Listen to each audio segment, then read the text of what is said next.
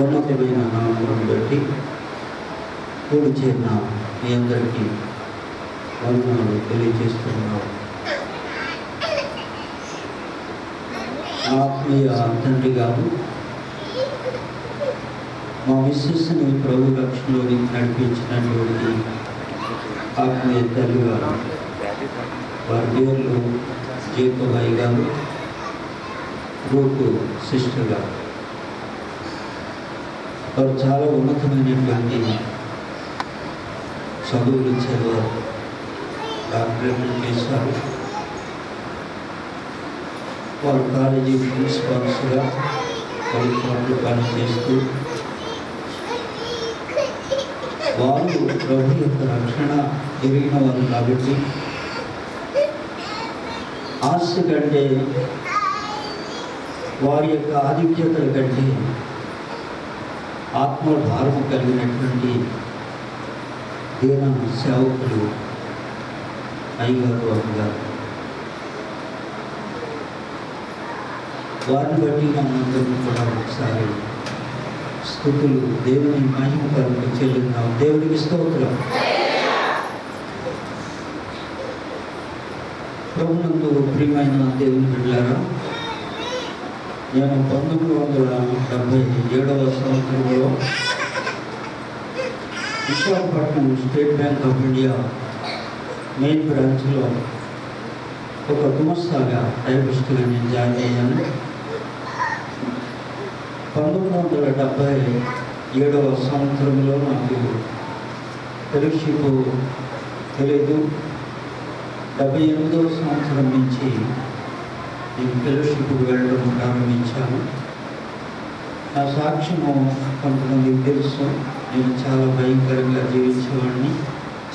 సినిమాలు, తర్వాత సిగరెట్లు, అప్పుడప్పుడు ఈ మందు తాగటం, పార్టీలకు వెళ్ళడం. బ్యాంకులో జాబ్ చేస్తూ ఉండేవాడిని కాబట్టి చాలా ఆధిక్యతగా నేను ఫీల్ అవుతూ ఉండేవాడిని. అయితే నేను ఎలయట్కి దేవుని యొక్క సేవకుల యొక్క వాక్యం దగ్గరికి వెళుతూ ఉన్నప్పుడు నాకు తెలియనటువంటి వేదన నాలో ప్రారంభమైంది. ఆ రీతిగా ప్రభు యొక్క కృపను బట్టి క్రమముగా నా భార్య యొక్క ఒత్తిడి వల్ల, దేవుని సేవకుల యొక్క ప్రేమ వల్ల నేను సహవాసములకు మరి వెళ్ళటం ప్రారంభించాను. చాలా వెనక సీట్లు కూర్చొని ఆమె నాన్నగారిని బయటకు వెళ్ళిపోయేవాడిని. అది నా మొదటి అలవాటు. ఎప్పుడైతే సేవకులు ఆ రీతిగా వాక్యాలు చెప్పడము, నేను మరి వేరే బ్యాక్గ్రౌండ్, లోతైన బ్యాక్గ్రౌండ్ నుంచి వచ్చినవాడిని కాబట్టి నాకు ఇవన్నీ తెలుసు అని అనుకునేవాడిని. కానీ రక్షణ అనేటటువంటిది ఒకటి ఉన్నది. అది తప్పనిసరిగా దేవుని యొక్క కృప ద్వారా మాత్రమే మనం పొందాలి. పొందినట్లుగా మనకి తెలియాలన్న విషయము అయ్యగారు మాటల ద్వారా, సాక్ష్యాల ద్వారా వింటూ ఉన్నప్పుడు ఈ రక్షణ కొరకు నేను 3 సంవత్సరాలు వారి దగ్గరికి వెళ్ళిన తర్వాత నాకు ఆలోచన మొదలుపెట్టింది. ఒకసారి నేను వారి యొక్క సహవాసంలో ఉండగా దేవుని యొక్క వాక్యము, దేవుని సేవకులు చెప్పారు. ప్రార్థన జరుగుతూ ఉన్నది, ప్రార్థన చేస్తూ ఉన్నారు. నేను కూడా ప్రార్థనలో పాల్గొన్నాను. దేవుని యొక్క ఆత్మ నా మీదకి బలముగా దిగి వచ్చింది. నేను ఎన్నడూ కూడా ఒప్పుకోనటువంటి, చెప్పలేనటువంటి విషయాలన్నీ కూడా దేవుని సన్నిధిలో పరిశుద్ధాత్మ దేవుడు ఒప్పింపజేయటము, దేవుని సేవకులతో ఉన్న విషయాలన్నీ చెప్పడం జరిగింది. ప్రభు నాకు ప్రియమైనటువంటి దేవుని బిడ్డలారా, మరి ఆ రీతిగా ఉంటూ ఉన్నప్పుడు దేవుని యొక్క సేవకులు నన్ను ఆత్మీయంగా లోతుల్లోకి నడిపించడం ప్రారంభించారు. ఒక వ్యక్తిని ప్రేమించి, ఒక వ్యక్తి యొక్క బాధ్యతలు తల్లిదండ్రుల కంటే, అన్నదమ్ముల కంటే మిన్నగా బాధ్యతలు తీసుకుంటారా? ఈ సహవాసంలో దేవుని బిడ్డలకు ఎంత ప్రేమ ఉంటుందా? నా కుటుంబ విషయంలో, నా విషయంలో వారికి ఎందుకు ఇంత భారము?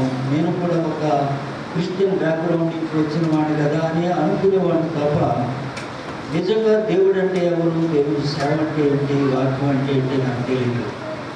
ఎప్పుడైతే దేవుని యొక్క సేవకులు ఆ రీతిగా నా కొరకు ప్రార్థన చేయడం ప్రారంభించారో, పరిశుద్ధాత్మ దేవుడు నాకు ఒక దృశ్యాన్ని చూపించారు. నేను నా పాపములన్నీ కూడా ఒప్పుకోవాలి పురుషోత్తముడు, యేసు ప్రభు రక్షణ ఇస్తారు, రక్షణ వాగ్దానం ఇస్తారు, దేవుడు నీతో మాట్లాడతారు అని చెప్పారు. ఇది నాకు ఎప్పుడు కూడా వినలేనటువంటిది, ఎవరు కూడా చెప్పలేనటువంటి విషయం అది. అదేవిధంగా నేను ప్రార్థన చేస్తూ ఉన్నాను, నా జీవితాన్ని సరి చేసుకుంటూ ఉన్నాను. బ్యాంకులో దొంగిలించి తిరిగి ఇచ్చేసాను.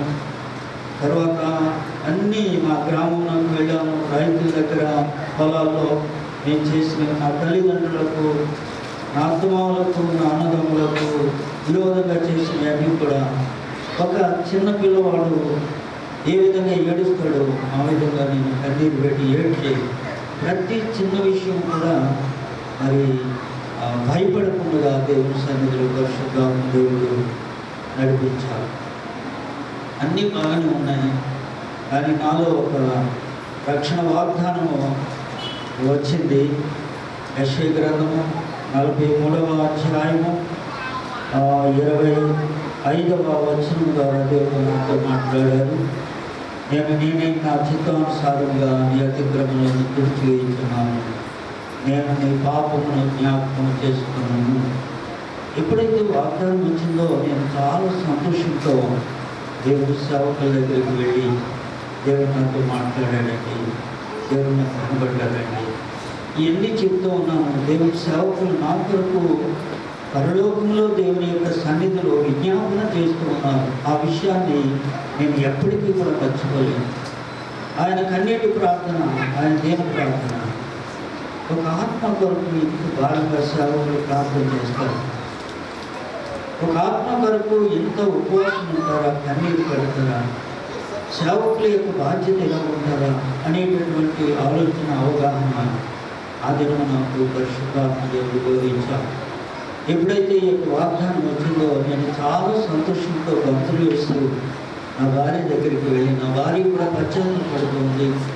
మా ఇద్దరికి ఒకరి పాపంలో ఒకరికి తెలియనటువంటివి లేవు. నేనన్నీ ఆమె దగ్గర ఒప్పుకున్నాను, ఆమె జీవితం కూడా నా దగ్గర ఒప్పుకున్నది. ఆ రీతిగా ప్రభు యొక్క రక్షణలోనికి అమ్మగారు, లూకమ్మగారు, అయ్యగారు, జేకబ్ అయ్యగారు నన్ను ఆయాన్ని నడిపించారు. ఈ రీతిగా ఒకరు ఒక చిన్న పిల్లల వల్ల మేము ఏడుస్తూ క్షమాపణ చెప్పుకుంటూ దైవ సన్నిధిలో మేము స్తుతించాము, ఆరాధన చేస్తాము. ఉదయాన్నే వెళ్ళి అయ్యగారికి ఇలా రక్షణ పొందానండి, దేవుడు నాతో మాట్లాడారు, ఈ రీతిగా పరిశుద్ధాత్మ దేవుడు కార్యం చేశారండి అని చెప్పాను.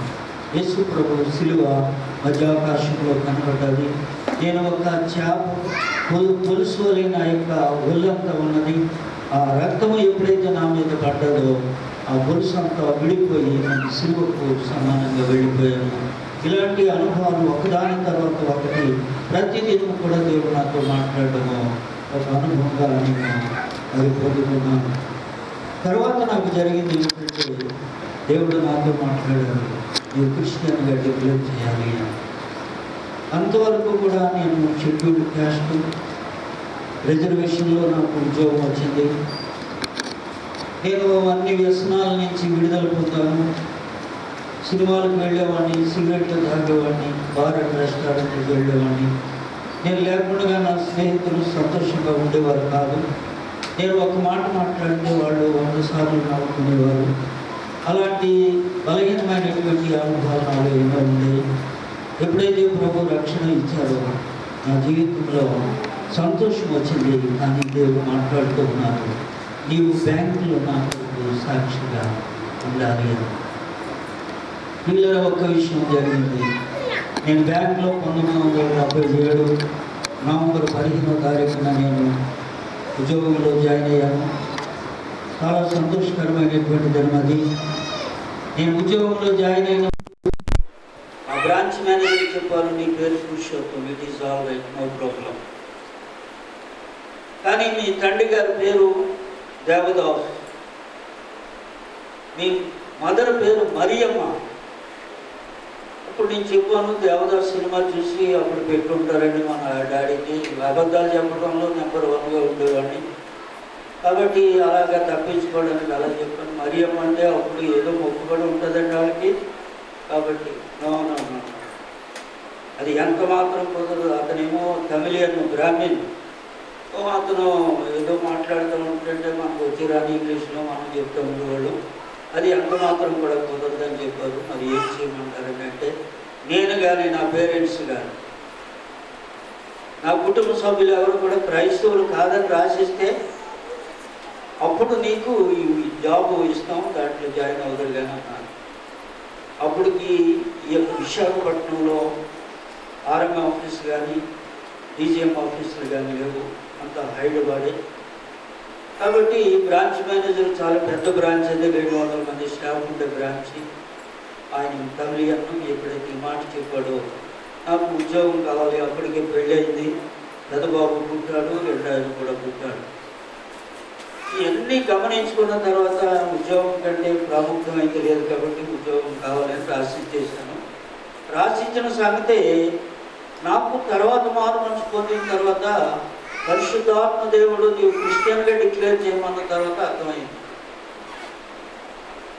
వీళ్ళరా, నేను మారు మనసు పొందినటువంటి దినాల్లో ఉన్న సంతోషం కంటే నేను దేవుల్లో ఉన్నాను అనేటటువంటి గొప్పతనం కంటే, నేను స్నేహితుల మధ్య, బంధువుల మధ్య, చివరికి మా ఊరు వెళ్ళి మా ఊళ్ళో ఉన్నటువంటి రైతుల మధ్య నేను అన్నీ ఒప్పుకొని సరి చేసుకున్నాను. దానికంటే ఇది బాధ ఎక్కువైపోయింది. ఎక్కడికి వెళ్ళాలి, ఎలా చెప్పాలి, ఎలా ఒప్పుకోవాలి?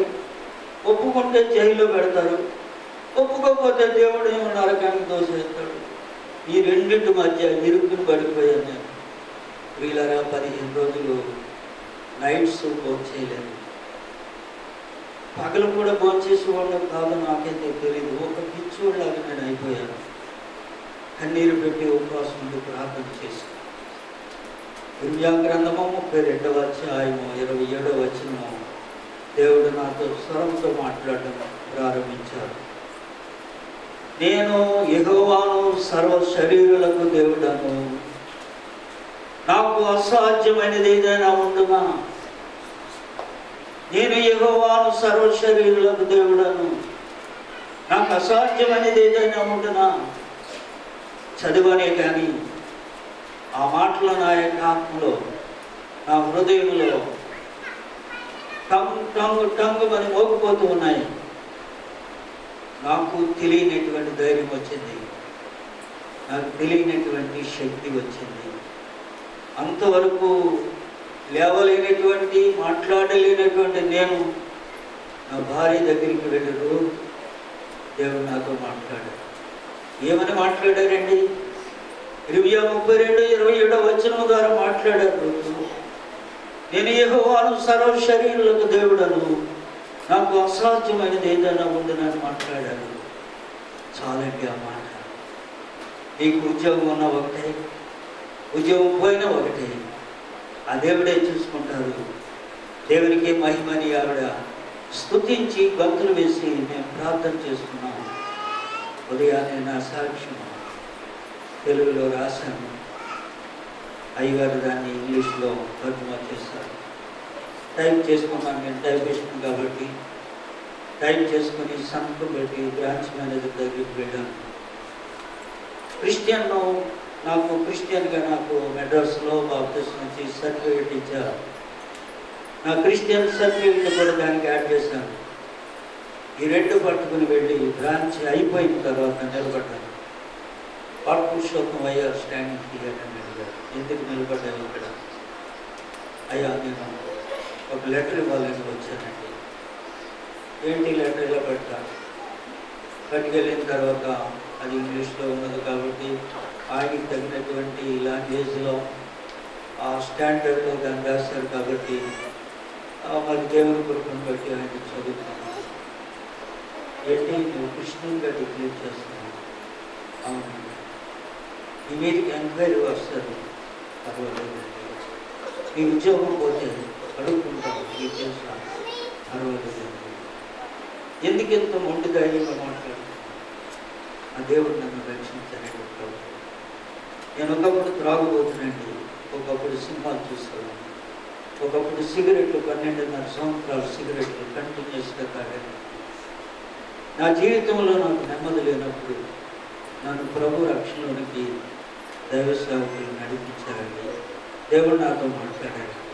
నా పాపాలన్నీ క్షమించినట్టు దేవుడు చూపించారండి. ఎంతకంటే ఈ లోకంలో నాకు అంతకంటే మించింది లేదండి. మీరు యాక్సెప్ట్ చేయండి. నేను హైదరాబాద్ పంపిస్తాను. హైదరాబాద్ పంపించారు. ప్రియులరా, హైదరాబాద్ నుంచి అనుకోకుండా బ్రాహ్మణ నాతో పనిచేసిన ఆయన వచ్చాడు. ఆయన మారు మనసు పొందిన తర్వాత బస్ స్టాండ్ అయినా నాకు భయం లేదు, బస్సు అయినా భయం లేదు, ట్రైన్ అయినా భయం లేదు. ఒక మనిషి దొరికితే ఆ మనిషికి ప్రభు యొక్క సాక్ష్యాన్ని, రక్షణ సాక్ష్యాన్ని, యేసు ప్రభు గురించి చెప్పడము పరిశుద్ధాత్మదేవుడు నాకు ఇచ్చినటువంటి ఒక అనుభూతి, ధైర్యము. ఆ బ్రాహ్మణ కుర్రాడికి చెప్పాను. అతడు జిఎం దగ్గర స్టెనో. జిఎం దగ్గరికి వెళ్ళిన తర్వాత జిఎం అంత అక్కడ ఆ గ్రూపు కూర్చోబెట్టి ఫలానా అతను క్రిస్టియన్గా మరి డిక్లేర్ చేశాడు. బహుశా అతనికి ఫార్మ్ బెనిఫిట్స్ ఏమైనా వస్తున్నాయేమో, లేకపోతే సమాధుల బెనిఫిట్స్. ఎందుకు ఒక ఎస్సీగా 6 నెలల్లో ఇతడు ఒక మంచి పొజిషన్కి, ఆఫీసర్ పొజిషన్కి వెళ్ళిపోయేవాడు, ఎందుకు క్రిస్టియన్గా డిక్లేర్ చేశాడు? కాబట్టి ఇతని మీద ఎంక్వైరీ పెట్టాడు. అందరూ వెళ్ళిపోయారు. నేను సాక్ష్యం చెప్పిన బ్రాహ్మణ కురవాడు, అయ్యా అతను సాక్ష్యం అలాంటిది కాదండి, అతడు నిజంగా క్రిస్టియన్ అండి, క్రిస్టియన్గా మారాడండి, అతను సంగతి నాకు తెలుసండి, అతడు ఎలాంటి జీవితం జీవించాడు. మీ ఇష్టం సార్, ఎందుకంటే ఇది వ్యక్తిగతమైనటువంటి విషయం, నేను చెప్పను మీకు పెద్దవాడు కాబట్టి.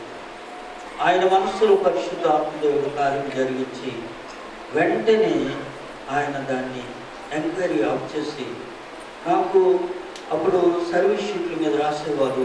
ఒక లెటర్ పంపించారు. ఈ మిస్టర్ పురుషోత్తం, PURUSHOTTAM, ఆ అక్షరాలతో దేవుడు తన జీవగ్రంథంలో నా పేరు రాసినట్లుగా చూపించారు. అదే అక్షరాలతో ఆ యొక్క సర్వీస్ షీట్లో Purushottam converted as a Christian from today onwards. ఎప్పుడైతే రాసి సైన్ పెట్టారో బియ్యం, పిల్లలు 200 మంది స్టాఫ్, నేను ఎక్కడెక్కడ త్రాగి ఉన్నా, ఎక్కడెక్కడ నా జీవితం పడిపోయి చెడిపోయిపోయి అవన్నీ చెప్పేటప్పటికి కొంతమంది నన్ను అనుమానించారు. పలు చోట్ల నన్ను వారు విమర్శ చేయడానికి చూసేవారు. ప్రతి స్థలంలో ఆనాడు మొదలుకొని నేటి వరకు పురుషుల మధ్య, ఆఫీసుల మధ్య, క్రైస్తవ సంఘాల మధ్య మా గ్రామంలో దేవుడు చూపించాను. ఆ రీతిగా క్రిస్టియన్ డిక్లేర్ చేశాను. నా పిల్లలు ముగ్గురికి కూడా క్రిస్టియన్స్గానే చదివించాను. అక్కడ ప్రిన్సిపాల్ నన్ను చాలా చీవాట్లు పెట్టాడు. నీ బతుకేదో అయిపోయింది, నీ పిల్లల భవిష్యత్తు కూడా పాడు చేస్తున్నావయ్యా నీవు. లేదండి, నా దేవుడు గొప్పవాడు. ఆ గొప్పవాణి యొక్క బిడ్డలను ఇస్తారా, ఉద్యోగం ఇస్తారు, లేదని అంటే మానేస్తారు. వీళ్ళ 3 బిడ్డలను కూడా దేవుడు రక్షణ ఇచ్చారు.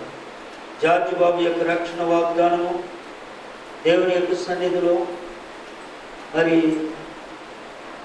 ఫిలిప్పీలకు రాసిన పత్రిక 4:13 వచనం, సుందరి యొక్క రక్షణ వాగ్దానం యెషయా గ్రంథం 61:10 జీవని యొక్క రక్షణ వాగ్దానం యెషయా గ్రంథం 61:5 నుంచి 5 ఈ రీతిగా దేవుడు మమ్మల్ని రక్షించారు.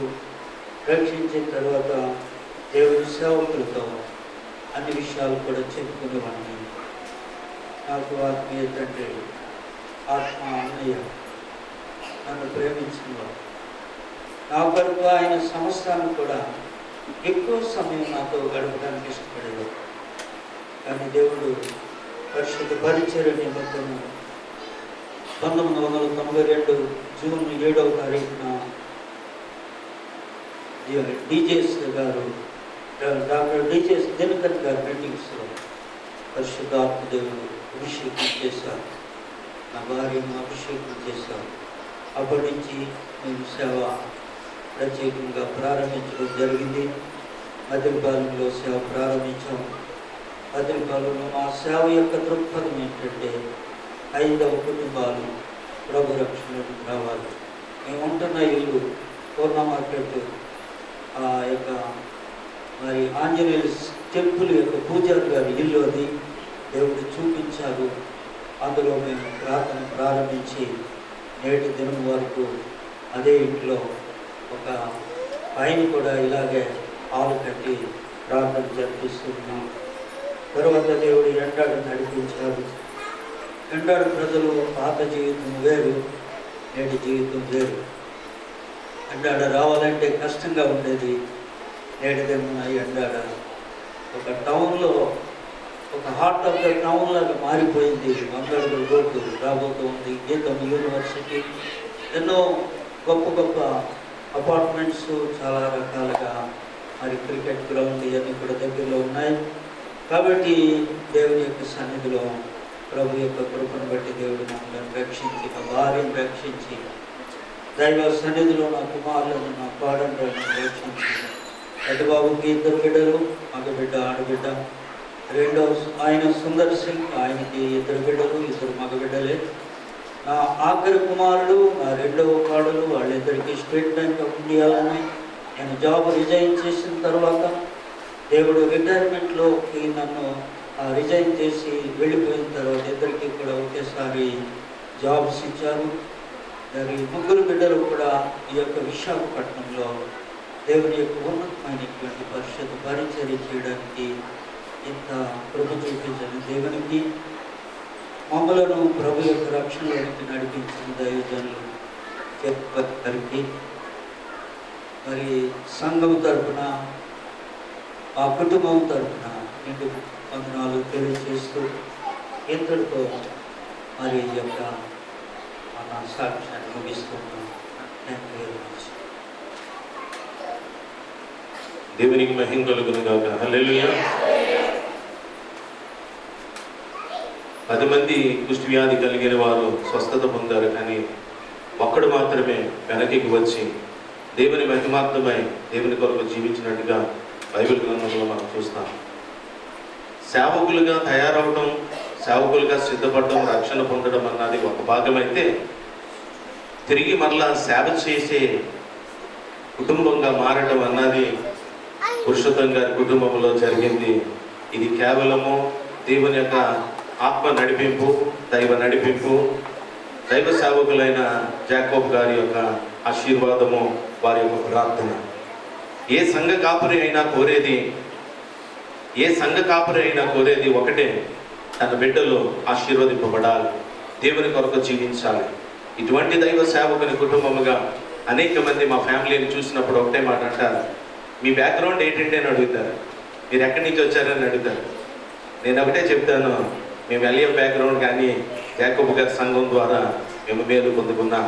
దయతో ఇలాంటి దేవుని యొక్క ఆత్మీయమైన పరిచర్య, అదే డిసిప్లిన్, అదే పద్ధతి సంఘం కూడా కలిగి ఉండాలని మరి పురుషోత్తం గారు మాకు నేర్పించారు. నన్ను కూడా దైవ సేవకునిగా దేవుడు నిలబెట్టుకుని పరిచర్యనిచ్చిన దేవాది దేవునికి మరి ఎక్కడ దేవునికి మచ్చ రాకూడదు. మా నాన్నగారు కోరిక ఎప్పుడు ఒకటే అంటారు, ఇంట్లోనైనా సరే ఒకటే అంటారు, బాబు మనము ఆరంభము జాకోబ్ అంకులు తెలుసు డాడీ, చిన్నప్పటి నుంచి కూడా మీరు మాకు నేర్పించింది ఇదే కదా. బయటికి ఊరు వెళ్ళాలన్నా సరే సేవకులను అడిగి వెళ్ళాలంట. అది పురుషోత్తం గారు నేర్చుకున్న పాఠాలు. మాకు కూడా మీరు బయటికి వెళ్ళాలని అంటే కూడా సేవకులకి చెప్పి వెళ్ళాలని చెప్తూ ఉండేవా. నిజంగా దైవ సేవకునికి మనం ప్రతి విషయాన్ని తెలియచేస్తున్నప్పుడే మన ఆత్మీయ జీవితం కూడా ఆశీర్వాదకరంగా ఉంటుంది. మరి ఈ సమయంలో అలాంటి దైవ సేవకులు అమ్మగారు కూడా వేళ వస్తారని చాలా ఆశపడ్డాము, చాలా రిక్వెస్ట్ చేశాను. కానీ రేపటి దినము 15వ తారీఖు చాలా బిజీగా ఉంటారు, వాళ్ళు స్కూల్ రన్ చేస్తున్నారు. కాబట్టి మరి దినాన్ని అంకుల్ గారిని వచ్చారు, చాలా సంతోషం. కాబట్టి ఈ సమయంలో నా తల్లి తండ్రి ఇద్దరు వచ్చి అంకుల్ గారిని మరి షాల్వాతో సత్కరించవలసిందిగా ప్రభు పేరిట మనం చేస్తున్నాను. అలాగే పురుషోత్తం గారి ఫ్యామిలీ మెంబర్స్ అందరూ కూడా ముందుకు వస్తే ప్రేయర్ చేస్తారు. ఆ తర్వాత దేవుని యొక్క వాక్యంలోనికి మనం వెళ్తాం.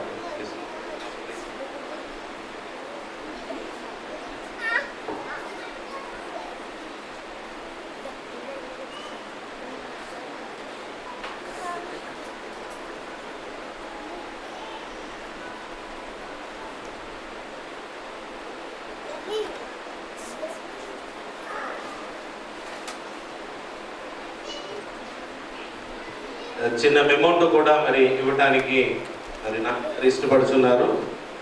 Zion Kings Ministries Vishakhapatnam, a principal who did justice to his work, a leader who is accountable in all his activities, a Christian who witnessed Christ in his life, a parent who observed every step of his born children, a workman who